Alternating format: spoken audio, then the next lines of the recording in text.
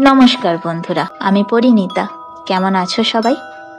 আজ তোমাদের জন্য নিয়ে এসেছি সাহিত্যিক সৈয়দ মুস্তাফা সিরাজের লেখা ছোট গল্প স্টেশনের নাম ঘুমঘুমি। কেমন লাগছে গল্পগুলো জানিও। তাহলে চটপট শুরু করা যাক আজকের গল্প।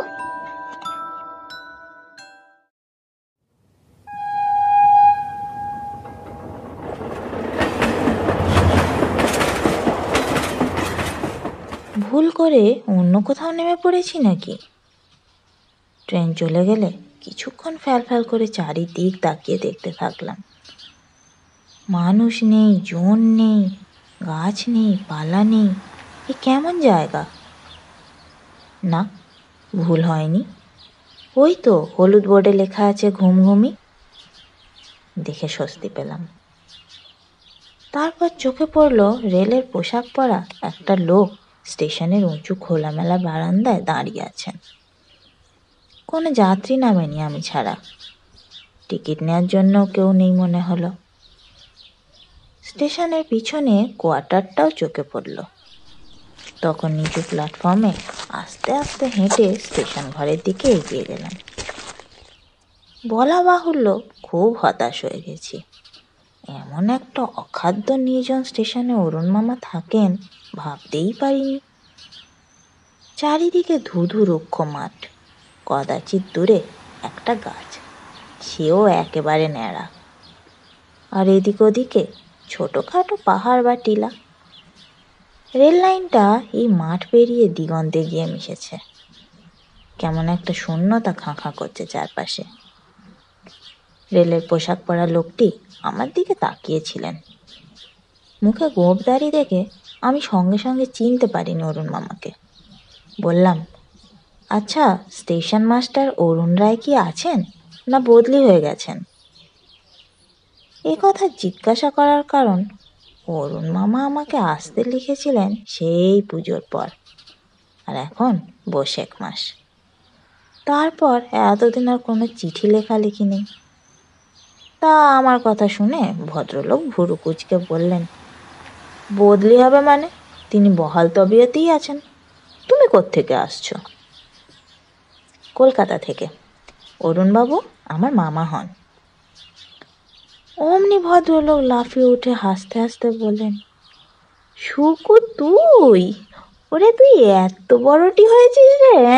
তোকে যা চেনাই যাচ্ছে না রে। আর আমিও দাড়ি গোঁফের আড়ালে অনেকদিন আগে দেখা মুখখানা আবিষ্কার করে ফেলেছি তক্ষুনি।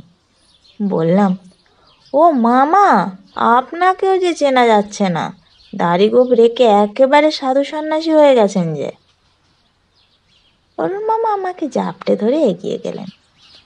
স্টেশন ঘরের দরজায় পয়েন্টসম্যানকে দেখে বললেন, বজুয়া, এ কে এসেছে দেখেছিস? আমার ভাগ্নে সুকুমার। ভজুয়া আমাকে সেলাম দিয়ে হাসলো। অরুণ মামা বললেন, বাবা ভজুয়া, আমি একে কোয়ার্টারে নিয়ে যাই, তুই থাকিস। সন্ধ্যে 6টার ডাউন ট্রেন আসার সময় হয়ে গেল, সিগন্যাল দিয়ে রাখ। ওকে আরও কিছু নির্দেশ দিয়ে অরুণ মামা আমাকে নিয়ে চলতে থাকলেন। গেট পেরিয়ে একটা চটান মতো জায়গায় কুয়ো আছে দেখলাম। কুয়োর কাছে একটি দেহাতি মেয়ে বালতি করে জল তুলছিল। ঘোমটা টানলো আমাদের দেখে। অরুণ মামা বললেন, লক্ষ্মী বউ, বল তো এ কে? বলতে পারলি না তো? আমার ভাগ্নে রে, ভাগ্নে, কলকাতা থেকে আসছে। তুই জল তুলে একবারটি আসবি, বুঝলি?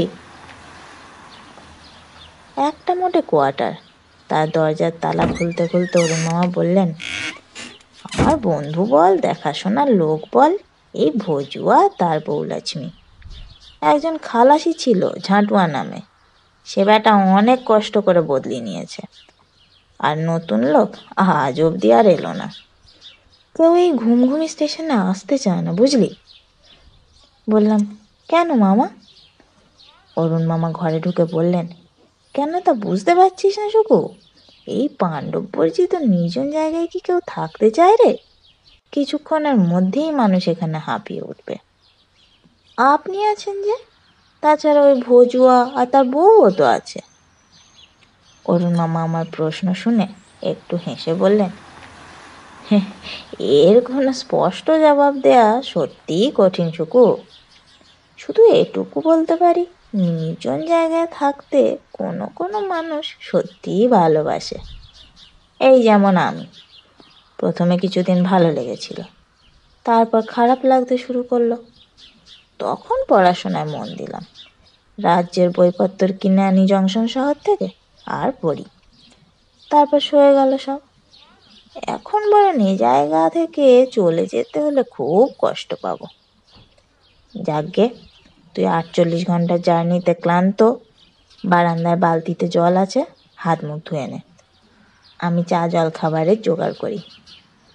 অরুণ মামা চোখ নাচিয়ে ফের বললেন, বুঝতেই তো পারছিস, সপাক খাই। কিন্তু আমার রান্নার স্বাদ পেলে আর কলকাতায় ফিরতে ইচ্ছেই করবে না তোর। আজ রাতে কি রান্না করবো জানিস? পাঁঠার মাংস। অবাক হয়ে বললাম, পাঁঠার মাংস এখানে কোথায় পেলেন মামা? মাইল 5 দূরে চণ্ডিকা দেবীর মন্দির আছে, কাল তোকে নিয়ে যাবক্ষণ সেখানে।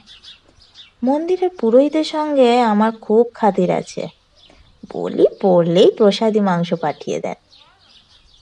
এই বলে ওর মামা কেরোসিন কুকার ধরাতে ব্যস্ত হলেন। আমি ভেতরের বারান্দায় গিয়ে বালতির ঠান্ডা জলে হাত মুখ পা রগড়ে ধুলাম। ক্লান্তি দূর হয়ে গেল। উঠোনের কোনায় পাঁচিল ঘেঁষে একটা প্রকাণ্ড জবা গাছে বড় বড় ফুল ফুটেছে। এই রুক্ষ নীরস শ্রীহীন তেপান্তরে ওই ফুলগুলো দেখে কি যে ভালো লাগলো। ফুলগুলো যে সত্যিকার ফুল বিশ্বাসই করা কঠিন। চোখ জুড়িয়ে যাচ্ছে তো বটেই, এমন গোলাপি পাপড়ি এবং হলুদ পরাগের জবা এর আগে আমি কোথাও দেখিনি। তার চেয়েও আশ্চর্য ব্যাপার, জবা ফুলে গোলাপের মতো মিঠে ঝাঁঝালো গন্ধ কেন? কাছে গিয়ে খুঁজছিলাম পাশে কোথাও গোলাপ আছে কি না, কিন্তু না, আর কোনো ফুল গাছ তো নেই। শুধু এই একটাই জবা গাছ, প্রকাণ্ড ঝাড়। তাজ্জব হয়ে ভাবছি, একটা নতুন ব্যাপার দেখলাম তাহলে, জবা ফুলে গোলাপের গন্ধ। ঠিক সেই সময় পাঁচিলের উপর একটা বছর 10-12 বয়সের মেয়ের মাথা দেখা গেল। আমি একটু চমকেই উঠেছিলাম। তারপর মেয়েটি পাঁচিলের উপর উঠে পা ঝুলিয়ে বসল। তখন সূর্য ডুবে গেছে ঘুমঘুমির মাঠে। ফিকে গোলাপি আলোটা মুছে গেছে। মেয়েটি হাসি মুখে আমার দিকে হাত বাড়িয়ে দিল। তার কোকড়ানো চুলগুলো ঈষৎ লালচে, চোখের তারা নীল, মেম সাহেবদের মতো, গায়ের রং ধবধবে ফর্সা। বললাম, কোথায় থাকো খুকুমণি? ফ্রক পরা খুকুমণিটি হেসে বাইরের দিকে আঙুল তুলে দেখালো। কিন্তু বাইরে তো কোনো বাড়ি দেখিনি কোথাও। হ্যাঁ, একটা ছোট ঘর আছে বটে, সেখানে সম্ভবত ওই ভজুয়ারা থাকে। ও, তাহলে ভজুয়ারই মেয়ে। মেয়েটি হাত বাড়িয়ে এবার ফিসফিস করে বলল, একটা ফুল দাও না। যেই ফুল ভাঙতে হাত বাড়িয়েছি, পিছনে অরুণ মামা বলে উঠলেন, ও কি করছিস শুকু? ফুল তুলছিস নাকি? কখনো কাজ করবি না বাবা, ওই ফুলগুলো মানসিক করা, প্রতিদিন সেই চণ্ডীকার মন্দিরের লোক এসে নিয়ে যায়। অপ্রস্তুত হেসে বললাম, মামা, ওই মেয়েটা ফুল চাইছিল কি না তাই। অরুণ মামা আমার কাছে দৌড়ে এসে বললেন, মেয়েটা? কোন মেয়েটা? ওই যে। বলে আমি পাঁচিলের দিকে মুখ তুলে কিন্তু কাউকেই দেখতে পেলাম না। তাহলে নির্ঘাত বেচারি লাফ দিয়ে নেমে পালিয়েছে অরুণ মামার ভয়। অরুণ মামা পাঁচিলের দিকে তাকিয়ে ভ্রু কুঁচকে শুধু বললেন, তারপর আমার হাত ধরে হিড়ির করে টেনে নিয়ে গেলেন। ঘরে গিয়ে চাপা গলায় বললেন, একটা কথা বলি শোন শুকু, ঘুমঘুমি বড় অদ্ভুত জায়গা, এখানে অনেক কিছু দেখবি, কিন্তু সাবধান, মাথা ঠিক রাখবি। অবাক হয়ে বললাম, অনেক কিছু দেখবো মানে? অরুণ মামা গম্ভীর মুখে বললেন, ওই মেয়েটা কে ছিল জানিস? আগেকার অ্যাংলো ইন্ডিয়ান স্টেশন মাস্টারের ছোট মেয়ে, মঞ্জু। বছর 10 আগে মঞ্জু ট্রেনে কাটা পড়েছিল। আনমনে লাইনের উপর খেলা করছিল, ট্রেনের হুইসেল শুনতেই পায়নি। শিউরে উঠেছি সঙ্গে সঙ্গে। তাহলে কি আমি মঞ্জুর ভূত দেখলাম? অসম্ভব, আমি প্রত্যক্ষ দেখলাম। নিশ্চয়ই মামা আমার সঙ্গে তামাশা করছেন। মনের তলায় ভয় এসে চুপি চুপি দাঁড়িয়েছে বটে, কিন্তু মুখের ভাবে সাহস রেখে হেসে বললাম, ভূত টুতে আমার বিশ্বাস নেই মামা। অরুণ মামা কিন্তু একটুও হাসলেন না, আরো গম্ভীর হয়ে বললেন, তুমি এখন সমর্থ ছেলেটি হয়ে উঠেছ। ভূত প্রেতে বিশ্বাস না থাকারই কথা। বিশেষ করে কলকাতায় থাকো তুমি, সেখানে আলোর দেশ। কিন্তু বাবা শুকু, এ হলো অন্ধকারের দেশ। শহর তো দূরের কথা, গ্রাম বলতে ধারে কাছে কিচ্ছু নেই। সবচেয়ে কাছের গ্রামটির দূরত্ব 7 মাইল। অবশ্য দেবী চণ্ডিকার মন্দির আছে মাইল 5 দূরে, কিন্তু সেখানে থাকেন শুধু পূজারি আর তার একজন লোক। তাই বলছি, এই ঘুমঘুমি স্টেশনে অনেক বিচিত্র ব্যাপার তুমি দেখতে পাবে। অরুণ মামাকে অবিশ্বাস করাও তো যায় না। আমার মায়ের দুঃসম্পর্কে দাদা এই ভদ্রলোককে অবশ্য খুবই কম দেখেছি আমাদের বাসায়। 2 বছর অন্তর একবার করে দেখা দিয়ে এসেছেন মাত্র, তারপর আর পাত্তা নেই। গত 2 বছর এমনি বেমালুম নিপাত্তা থাকার পর পুজোর ঠিক আগে একটা চিঠি পেয়েছিলাম। ঠিকানা দিয়ে আসতে লিখেছিলেন। আসার সময় পাইনি। হঠাৎ কদিন আগে মা কি যেন একটা দুঃস্বপ্ন দেখেন। খুলে বলেননি, কিন্তু তারপর থেকেই তাগিদ দিচ্ছিলেন, ওই অরুণদার কাছে গিয়ে যেন খবর নিয়ে আসি কেমন আছেন। তাই এমনি করে আসা। কিন্তু ওই অল্প স্বল্প পরিচয়ে অরুণ মামাকে যতটুকু জেনেছিলাম, মনে হয়েছিল উনি বেশ জেদি, গম্ভীর প্রকৃতির এবং সাহসী মানুষ, যাকে বলে ডান পিটে। এখনো বিয়ে করেননি, কাছের আত্মীয় স্বজন কেউ কোথাও নেই, একা থাকেন বরাবর। ওর মতো মানুষের পক্ষে ঘুমঘুমি আদর্শ জায়গা হলেও অবাক হওয়ার কিছুই নেই। কিন্তু এমন ভুতুড়ে ব্যাপারের মধ্যে উনি পড়ে আছেন জেনে বেশ অবাক হলাম। ফের হেসে বললাম, তাহলে মঞ্জুকে আপনি অনেকবার দেখেছেন মামা? খুব জ্বালায় বুঝি? অরুণ মামা মাথা দুলিয়ে বললেন, হ্যাঁ, মেয়েটা পাজির পা ঝাড়া, সারাক্ষণ জ্বালায়। স্টেশনে আপন মনে কাজ করছি, হঠাৎ কাগজপত্র ছড়িয়ে দিয়ে পালায়। খিলখিল করে হাসতে হাসতে মাঠের দিকে পালিয়ে যায়। বজুয়াকে জিজ্ঞাসা করে দেখিস না, ওকে কি কম জ্বালায়? ওর টিকি ধরে টানে, হাঁটুর পিছনে আচমকা সুড়সুড়ি দেয়, আর বজুয়া আছাড় খায়। পাজি মেয়েটির জন্য বড্ড ঝামেলায় পড়তে হয় মাঝে মধ্যে। একবার তো ট্রেন আসছে, লাইন ক্লিয়ারের। বলতে বলতে হঠাৎ থেমে অরুণ মামার জানলার দিকে তাকিয়ে ধমক দিলেন, এই মঞ্জু, যাবো নাকি? তবে রে পাজি মেয়ে। উনি দরজা অবধি তাড়া করে গিয়ে ফিরলেন। কেরোসিন কুকারের কাছে বসে কেটলির ফুটন্ত জলে চা পাতা ফেলে বিড়বিড় করে কি যেন মন্ত্র পড়তে থাকলেন। ততক্ষণে আমি বিস্ময় ও আতঙ্কে ঘামতে শুরু করেছি। আগে জানলে কখনো এমন জায়গা আসতাম না। ওরে বাবা, এই যে সারাক্ষণ ভূত প্রেত নিয়ে থাকা।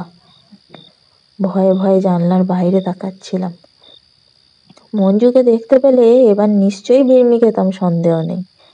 জানলার বাইরে আকাশে 2-3টে নক্ষত্র সবে ফুটেছে, সেই নক্ষত্র ছাড়া আর কিছু নেই। একটু পরে দুজনে বসে চা খাচ্ছি। অরুণ মামা বললেন, হ্যাঁ, আর যা বলছিলাম, এই স্টেশনে অনেক ট্রেন বা মালগাড়ি আসতে যেতে দেখবে। কোনোটা থামবে, কোনো যাত্রীও নামবে। কিন্তু জেনে রেখো, কোনো কোনো গাড়ি মিথ্যেও হয়। তার মানে রেলগাড়িই নয়, স্রেফ ভুতুড়ে ট্রেন কিংবা ভুতুড়ে মালগাড়ি। যার যাত্রী, চেকার, গার্ড, ড্রাইভার, ফায়ারম্যান সবাই ভূত প্রেত। যে যাত্রী নামবে সেও জানবে ভূত ছাড়া মানুষ নয়। তাই তো এমন তোমাকে নামতে দেখে আমি মনে মনে তৈরি হচ্ছিলাম। ভূত হলে এসা থাপ্পড় কষবো। শুনে আমি আঁতকে উঠলাম। ওরে বাবা! অরুণ মামা সস্নেহে আমার পিঠে হাত রেখে সান্ত্বনা দিলেন। পাগল, তোকে থাপ্পড় মারতাম নাকি? তুই তো মানুষ, দেখলেই চেনা যায়। এই প্রথম আমার মনে হলো অরুণ মামা আমার পিঠে যে হাতটা এইমাত্র রেখে তুলে নিলেন সেটা অস্বাভাবিক ঠান্ডা। জামার তলায় পিঠে সেই অংশটুকু যেন কতক্ষণ জমে নিঃসাড় হয়ে রইল। সন্দিগ্ধ দৃষ্টিতে অরুণ মামাকে দেখে নিলাম মাঝে মাঝে। তারপর খুব সাহসের সঙ্গে মনে মনে তৈরি হতে থাকলাম। গমগমিতে যখন এসেই পড়েছি, সহজে কাবু হব না। ভূতের সঙ্গে লড়াই করেই বীরের মতো প্রাণ বিসর্জন দেব। কিন্তু অরুণ মামা যে ভূত নন তার প্রথম অকাট্য প্রমাণ, তিনি মারা তো যাননি। মারা গেলে খবর পেতাম। আত্মীয় বলতে তো যতদূর জানি একমাত্র আমরাই আছি। দ্বিতীয় অকাট্য প্রমাণ, ভূত কখনো এমন চমৎকার চা কিংবা পাঁঠার মাংস রান্না করতে পারে না। ভূতের রান্না খেয়ে হজম করার কথা সহজ নয়, অথচ দিব্যি হজম হয়ে গেল। ভূতের পাশে শুয়ে রাত কাটিয়ে সকালে নিজেকে জ্যান্ত আবিষ্কার করাও কি যায়? মোটেও না। সারা রাত গভীর ঘুমে ঘুমিয়েছি। অরুণ মামা ভূত হলে ঘাড় মটকাবার এমন সুযোগ কখনো ছাড়তেন না। অতএব খুশি হলাম যত, সাহসও পেলাম তত।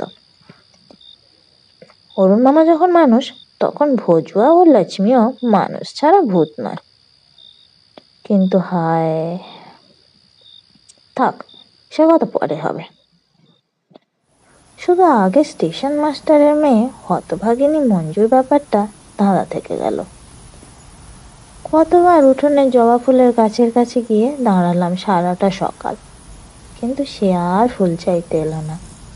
ফ্রক পরা সুন্দর অতটুকু মেয়েটা, বয়স কত আর হবে, 10-12 বছরের বেশি নয়। তাকে আবার দেখতে পেলে জিজ্ঞাসা করতাম, ভূত হওয়াটা সুখের না দুঃখের?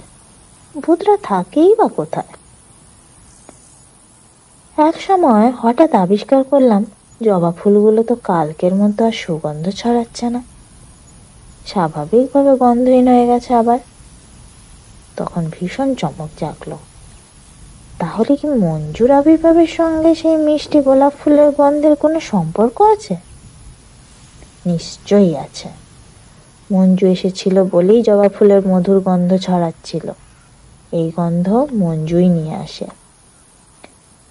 পরে কথাটা অরুণ মামার কাছে তুললাম। উনি বললেন, হ্যাঁ, তুমি ঠিকই ধরেছ শুকু। মঞ্জুর বাবা ছিলেন অ্যাংলো ইন্ডিয়ান, মা বাঙালি মেয়ে, তাই মেয়ের নাম রেখেছিলেন মঞ্জু। ভদ্রমহিলা কিন্তু খ্রিস্টান হয়েও দেবী চণ্ডিকার ভক্ত ছিলেন। ওই জবা গাছটা তাঁরই লাগানো। নিয়মিত পুজোর ফুল দিয়ে আসতেন। 5 মাইল রাস্তা একা যেতেন, একা ফিরে আসতেন। খুব সাহসী মহিলা ছিলেন। মঞ্জু এইভাবে ট্রেনের চাকায় মারা পড়ার পর উনি নাকি পাগল হয়ে যান। তারপর তার আর কোনো পাত্তা পাওয়া যায়নি। অ্যাংলো ইন্ডিয়ান স্টেশন মাস্টার অনেক খোঁজাখুঁজি করেছিলেন। পরে বদলি হয়ে যান আজিমাবাদ জংশনে। শুনেছি আবার বিয়ে করেছেন, ছেলেপুলেও হয়েছে। এসব কথা শোনার পর মঞ্জুর মায়ের জন্য দুঃখ হলো। মঞ্জু তো ইচ্ছে করলেই ওর মাকে খুঁজে বের করতে পারে, ভূত প্রেত পারে নাই বা কি? মাকে দেখা দিলে মায়ের প্রাণে শান্তি আসে। আচ্ছা, আবার যদি ফুল তুলতে আসে মঞ্জু, তাকে বলবো তার মায়ের কথা। কিন্তু আমার প্রতীক্ষা ব্যর্থ হয়। আর মঞ্জুকে দেখি না। জবা ফুলও সুগন্ধ ছড়ায় না। এমনি করে 2 দিন কেটে গেল। এই 2 দিনে আর কোনো অদ্ভুত ব্যাপার চোখে পড়ল না, তাই সাহস বেড়ে গেল। বিকেল অনেকটা দূর অবধি রেল লাইন ধরে একা বেরিয়ে গেলাম। ফিরে এলে অরুণ মামা আমাকে একটু বকাবকিই করলেন। তারপর বললেন, বেড়াতে গেলে যেন ভজুয়াকে সঙ্গে নিয়ে যাই। পরদিন বিকালে মামার কথা মেনে ভজুয়াকে সঙ্গে নিয়েই বেরোলাম। ভজুয়া চমৎকার বাংলা বলতে পারে। সেই স্টেশনে 10 বছর ধরে আছে। অনেক ভুতুড়ে ব্যাপার দেখে দেখে তা সয়ে গেছে। সেই সব গল্প শুনিয়ে কান ঝালাপালা করে দিল সারা পথ। 8 মাইল যাওয়ার পর দেখি একটা ছোট্ট নদী, জল শুকিয়ে বালির চড়া পড়ে আছে। এখানে ওখানে ছোট বড় পাথর ছড়ানো আছে অজস্র। দূর থেকে মনে হবে একপাল হাতি দাঁড়িয়ে বা বসে আছে চুপচাপ। ব্রিজের ওপর দিয়ে লাইনটা চলে গেছে দূরের দিকে। আমরা নদীতে নেমে গেলাম। একটা পাথরে বসে সূর্যাস্ত দেখতে থাকলাম। ভজুয়া লোকটি দেখি মহা গপ্পবাজ, অনবরত কথা বলছে। কান করছি না। এক সময় সূর্যাস্তের পর সে হঠাৎ থেমে চাপা গলায় বলে উঠল, খোকাবাবু, আর বেশিক্ষণ এখানে থাকা ঠিক নয়, উঠুন, এবার ফিরে যাই। বললুম, কেন বলো তো, ভূত আসবে? ভজুয়া কেমন হাসলো, হেসে বলল, না খোকাবাবু, ভূতের ভয় আমি আর করি না, আমার বউ তো করেই না, আপনার মামাবাবুও না, কেউ আমরা ভয় পাই না ভূত দেখে। তাহলে আর থাকা ঠিক নয় বলছো কেন? ভজুয়া ভয়ার্ত চোখে নদীর ধারে একটা টিলা দেখিয়ে বললে, ভূতের চেয়ে সাংঘাতিক একজন ওখানে থাকে খোকাবাবু। চুড়াইল কাকে বলে জানেন? চুড়াইল? সে আবার কি? শাঁকচুনি না কি যেন বলে আপনাদের বাংলা মুল্লুকে। কালো কুচকুচে গায়ের রং, মুখটা পেঁচার মতো, লম্বা শরীর, চোখ দুটোর পাতা নেই, তাই পলক পড়ে না, মেয়েদের মতো সাদা কাপড় পরে থাকে। আর খোকাবাবু, তার পা দুটো পিঠের দিকে, মানে উল্টো দিকে ঘোরানো। উল্টো পায়ে হেঁটে ধীর তাকিয়ে সে আপনার দিকে এগিয়ে আসবে। আপনাকে সে মন্তর দিয়ে আটকে ফেললে আপনি নড়তেও পারবেন না। তারপর এমন একটা বিচ্ছিরি চেঁচানি চেঁচিয়ে উঠবে, তা শুনলে আপনার রক্ত ঠান্ডা হয়ে যাবে খোকাবাবু। তাই বলছি, এবার চলে আসুন। হো হো করে হেসে উঠলাম। ভজুয়া, তুমি ভেবো না, তোমাদের চুড়াইল আমার একটুও ক্ষতি করতে পারবে না। ভজুয়া পাথর থেকে নেমে দাঁড়ালো, বলল, খোকাবাবু, আপনার ভালোর জন্য বলছি, এখন চুড়াইলটা বেরোবার সময় হয়েছে। জেদ ধরে বললাম, তুমি যাও ভজুয়া, আমি যাব না। ভজুয়া আবার কি বলতে যাচ্ছে, আচমকা সেই টিলার দিক থেকে তীব্র চেরা গলায় চেঁচানি শোনা। ভজুয়া ঠিক বলেছিল, ওই চিৎকার কখনো মানুষের তো নয়ই, কোনো জন্তুরও নয়। পৃথিবীর কোনো শরীরী প্রাণী এমন অমানসিক চিৎকার করতেই পারে না। ওই চিৎকার শুনলে সত্যিই গায়ে রক্ত হিম হয়ে যায়, হৃৎপিণ্ডে খিল ধরে, শ্বাস প্রশ্বাস ফেলতেও মনে থাকে না। ভজুয়াকে দেখলাম চোখের পলকে ব্রিজের উপর পৌঁছে গেছে। আমার পা দুটো আটকে গেছে নদীর বালিতে। পাথর থেকে নেমেছি, কিন্তু পা তোলার ক্ষমতা নেই। সেই অবস্থায় টিলাটার দিকে তাকিয়ে দেখি, হ্যাঁ, একটা আবছা মূর্তি তত্তর করে নেমে আসছে আমার দিকে। ওই তাহলে চুড়াইল। সত্যি আমি আটকে গেছি, নড়তেও পারছি নে। কয়েক মুহূর্ত পরে নদীর কিনারায় পৌঁছে গেল সেই চুড়াইলটা। তারপর পাথর ডিঙিয়ে আমার দিকে এগিয়ে এলো। যে পাথরে বসেছিলাম একটু আগে, সেটার উপরে সে দাঁড়াতেই তাকে স্পষ্ট দেখতে পেলুম। ঠিকই বলেছিল ভজুয়া, অমন কুৎসিত ভয়ঙ্কর চেহারা কখনো দেখিনি, কল্পনাও করিনি। এই আবছা অন্ধকারে তার চোখ জোড়া জল জল করছে, নিষ্পলক চোখ। তারপর সেই বিকট চিৎকার করে উঠল আগের মতো। আমার কানে যেন ঠান্ডা বরফের সূঁচ ঢুকে গেল। সঙ্গে সঙ্গে জ্ঞান হারিয়ে ফেললাম।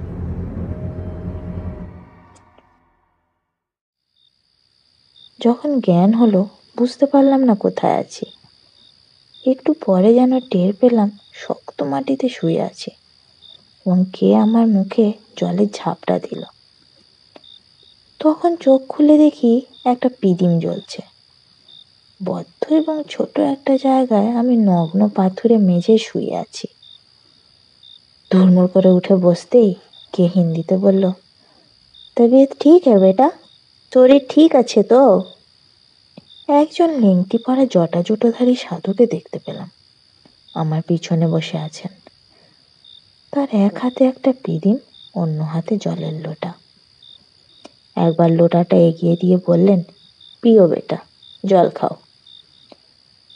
ঢকঢক করে জল খেয়ে মাথা এবার পরিষ্কার হয়ে গেল। বললাম, আমি কোথায় আছি? সাধু বললেন, আমার ডেরায় আছো বাবা, কোনো ভয় নেই। কেমন করে এলাম আমি এখানে? আমি তুলে নিয়ে এসেছি। নদীর চড়ায় অজ্ঞান হয়ে পড়েছিলে, ভাগ্যিস আমি তখন যাচ্ছিলাম নদীর বালি খুঁড়ে জল আনতে, নয়তো খুব বিপদে পড়ে যেতে। এইসব পাহাড়ে খুব চিতাবাঘের উপদ্রব আছে, মরা ভেবে তোমাকে খেয়েই ফেলতো। ভগবানের দয়ায় তুমি জোর বেঁচে গেছো বেটা। বললাম, তাহলে দেখছি চুড়াইলটা আমাকে মেরে ফেলতে পারেনি। সাধু গম্ভীর হয়ে তাকালেন আমার দিকে, বললেন, চুড়াইল? হ্যাঁ সাধু বাবা, আমি একটা চুড়াইলকে দেখে আর তার চিৎকার শুনে জ্ঞান হারিয়েছিলাম। সাধু আবার হ হ করে হেসে উঠলেন। হা হা হা, ও বুঝেছি তুমি কাকে চুড়াইল বলছো। বেটা, বোকা লোকেরা তাই রটিয়েছে বটে। ও চুড়াইল নয়, ও তোমার আমার মতোই মানুষ। মানুষ? অবাক হয়ে বললাম, হ্যাঁ বেটা, ও এক হতভাগিনী মেয়ে, পাগলি। এই পাহাড়ের একটা গুহায় থাকে। খিদে পেলে দূর দূরান্তের গ্রামে রাতে গিয়ে খাবার চুরি করে এনে খায়, কারণ ও ভিক্ষে চাইলে কেউ ওকে দেয় না। ওর চেহারাটা আগুনে পুড়ে বিভৎস হয়ে গেছে। কেন সাধু বাবা? ওর একমাত্র মেয়ে ঘুমঘুমি স্টেশনে ট্রেনে কাটা পড়ে মারা যায়। সেই শোকে ও পাগলিনী হয়ে কোথায় চলে গিয়েছিল। পরে ফিরে এলো যদি, কে ওই নির্জন স্টেশনে ওকে খেতে পড়তে দেবে? পেটের জ্বালায় বেচারি গ্রামে ভিক্ষা করতে যেত, আর সেই সময়ই মেয়ের বয়সী কোনো মেয়ে দেখলেই তার দিকে তাকিয়ে থাকতো। একবার হলো কি, বিহারের এইসব গাঁয়ের অশিক্ষিত কুসংস্কার আচ্ছন্ন সব মানুষ ওকে ডাইনি ভেবে আগুনে পুড়িয়ে মারবার চেষ্টা করলো। দুইবার সে গ্রামে পুলিশ এসেছিল সেদিন। পুলিশ এসে হতভাগিনীকে উদ্ধার করে হাসপাতালে নিয়ে যায়। তারপর ঘা সেরে উঠলে সে পালিয়ে আসে আবার ঘুমঘুমিতে। সাধু বাবা দীর্ঘশ্বাস ছেড়ে ফের বললেন, ওর ওই এক বিদঘুটে স্বভাব বেটা, মানুষকে ভয় দেখিয়ে মজা পায়।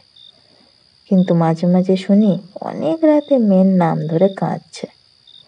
আমি সন্ন্যাসী মানুষ বেটা, কিন্তু সে কান্না শুনলে আমিও স্থির থাকতে পারি না। বললাম, কিন্তু ওর স্বামী তো বেঁচে আছে শুনলাম, জংশনে না কোথায় যেন আছেন সেই অ্যাংলো ইন্ডিয়ান ভদ্রলোক। সাধুজি বললেন, সে খোঁজ কি আমি নিইনি? তিনি বছর 5 আগে চাকরি ছেড়ে সপরিবারে অস্ট্রেলিয়া চলে গেছেন। সে ঠিকানা জোগাড় করতে পারিনি। যাকে রাত অনেক হয়েছে, এখন এই সামান্য রুটিটুকু খেয়ে ভগবানের নাম করে শুয়ে পড়ো বেটা। বহুত তকলিফ হবে জানি, কিন্তু কি আর করবে, এ তো সাধু সন্ন্যাসীর গুহা। এখন নির্ভয়ে ঘুমো, সকালে তোমার পরিচয় হাল হদিস শুনবো।